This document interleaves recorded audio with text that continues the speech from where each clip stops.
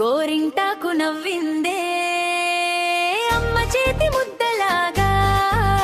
అరచేతిలో పూసిందే ఎర్రని రంగుల్లో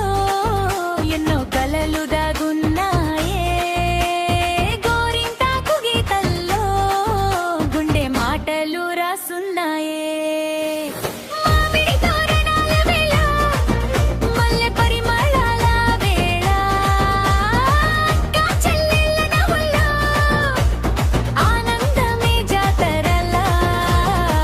పచ్చని ఆకుల ప్రేమతో పండుగ రంగు